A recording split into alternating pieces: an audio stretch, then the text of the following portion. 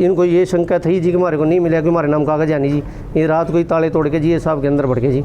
अभी कह रहे कि एसडीएम साहब ने कह रखा था खोलने का। भैया यदि एसडीएम साहब ने कह भी दिया कि खोलना है, ठीक है जी, एक बात तो यूँ नहीं पता जी किसके पक्ष में खोलना है। दूसरी बात जी हम गोणों खोलने वाले तो ईओ साहब ताला ला के गए, साहब खोल लेंगे। तो अब ये रात बढ़ गए हैं जी। हम सवेरे ईओ पे भी गए हैं जी, एसपी पे भी गए हैं जी, सारी जगह गए हैं जी। क्या नाम है इनका हरी सिंह जी। आपका जी? मेरा गगन बंसल जी। आप कितने दिन रहे इस मकान में? मेरा तो ताला था जी, मेरा इतना 7 भी में जी, एक घर मेरा वो था जी। हम यहाँ से बेच के वहाँ चले गए थे। आपके हाँ, रजिस्ट्री सारा कुछ हमारे नाम है जी, मेरे मम्मी का नाम है जी। स्टे वगैरह लगी है जी?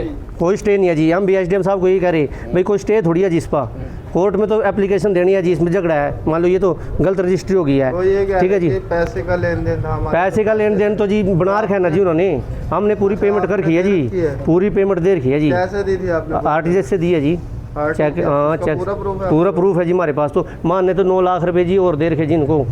9 लाख रुपए हमारे इनके खाते में जमा हो रहे जी। 9 लाख रुपये 20 लाख रुपए के करीब लेने हैं। इसकी भतीजी के, इसकी भाणजी के, इसकी छोरी के, सारे के ब्याह में हमारे पे पीछे ले गया। भाई मैं थार पर फसल गिरूँगा, फसल के नाम पर टट्टू कह रहे हमारा मकान भी दाव गए हो। गगन बंसल। माँ ने एक मकान खरीदा 2023 में जी। माँ ने मकान खरीद के जी, पेमेंट करा के फिर मकान खरीदा जी। उसके बाद हमने अपना ताला लगा दिया था जिस पे।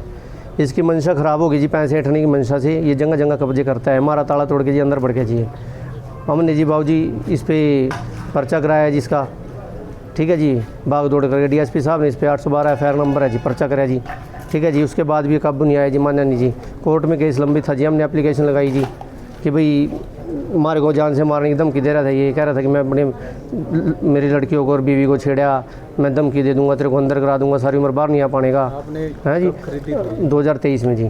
तो उसके बाद जी मतलब कि बहुत ज़्यादा मेहनत करने के बाद जी हमारे वकील ने इस पर लगवा दी थी 145 लगवाने के बाद जी इसमें हमारा ताला तोड़ा था जिसने।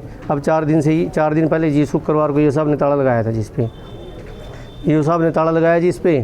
तो ईओ साहब को पता नहीं जी सेम डे क्या होया जी, मान लो वो बोले जी इसको खोल दो, जबकि कोई ऐसा ऑर्डर नहीं था कि भी किसके खिलाफ, किसके पक्ष में खोलना है, ठीक है जी। तो ईओ साहब बोले कि मैं पहले ऑर्डर में कंफर्म करूँगा भी किसके पक्ष में खोलना है, किसके पक्ष में नहीं खोलना है।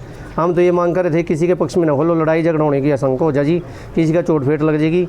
और इसको जी जब कोर्ट का ऑर्डर आएगा, जिसके पक्ष में कोर्ट का ऑर्डर आएगा उस जी। हमारे पास अभी इन्फॉर्मेशन आई थी कि house number 468 Govind Dham colony में लड़ाई झगड़ा हो रहा है और हम मौके पे पहुंचे हैं। अभी हम स्थिति का जायज़ा ले रहे हैं। एक पक्ष का कहना है कि यहाँ 145 की प्रोसीडिंग हुई थी और ईओ म्यूनसिपैलिटी द्वारा हाउस को अटैच किया गया था, और एक पक्ष उसको उसमें अटैच के बावजूद भी अंदर घुस गया।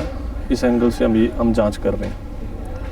तो क्या कुछ मामला क्या बताया जा रहा है? कोई सुनने वाले लेन देन का कोई मामला था जी? वो अभी हम उसकी जांच कर रहे हैं। अभी बाद जांच ही कुछ कहना संभव है। क्या ये सील लगी हुई थी इसके मकान के ऊपर? तो सील तोड़ना तो नहीं? जी सील किया गया था, ईओ साहब द्वारा सील किया गया था।